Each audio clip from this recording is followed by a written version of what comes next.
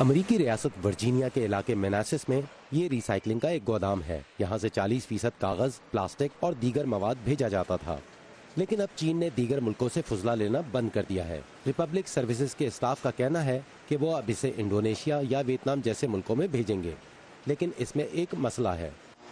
ہر ملک اتنا فضلہ نہیں لیتا جتنا چین لیتا تھا۔ اشروں تک امریکہ اپنے ری سائیکل مواد کا تقریباً تیسرا حصہ چین بھیجتا رہا ہے۔ صنعتی اعداد و شمار کے مطابق 2017 میں یہ تقریباً 280 ملین ٹن تھا، لیکن 2018 میں چین نے پلاسٹک، کاغذ اور دیگر ری سائیکلز مٹیریل پر درآمداتی پابندی لگا دی۔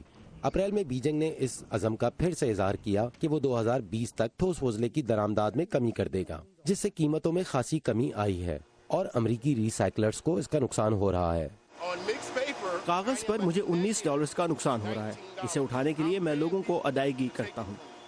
یہ ماضی میں ایک منافع بخش بزنس تھا، جب چین کی تیزی سے پروان چڑھتی معیشت نے اسکریپ اشیاء کی مانگ میں اضافہ کیا، اور امریکہ اور چین کی مضبوط تجارت سے امریکی ری سائیکلرز کو بہت فائدہ ہوا۔ جو کنٹینر چین سے امریکہ کے لیے سامان سے بھرے آتے تھے وہ واپس ری سائیکلز ہونے والے سامان سے بھر جاتے، لیکن اب چین کا کہنا ہے کہ غیر ملکی فضلہ ماحولیاتی مسائل کا سبب بن رہا ہے۔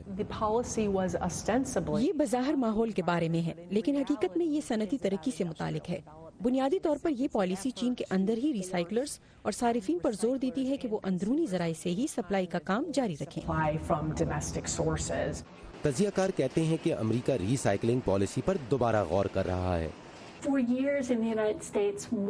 سالوں سے امریکہ میں ری سائیکلنگ پر زور دیا جاتا رہا ہے تاکہ لوگ زیادہ سے زیادہ ری سائیکلنگ میں حصہ لیں، لیکن ری سائیکلنگ کی صفائی پر زور دیے بغیر اب اس پر سے توجہ ہٹ گئی ہے۔ یہ صنعت اب صاف فضلے اور سرسبز ری سائیکلنگ پر زیادہ زور دے رہی ہے۔ اس صنعت میں اب زیادہ سرمایہ کاری ہو رہی ہے، لہٰذا اب ہم زیادہ اس قسم کی عمل کاری دیکھ رہے ہیں۔ اس سرمایہ کاری کے نتائج سامنے آنے میں کئی سال لگیں گے، لیکن ایڈلر جیسے لوگوں کو امید ہے کہ یہ صنعت مستقبل میں مزید ری سائیکل کرے گی۔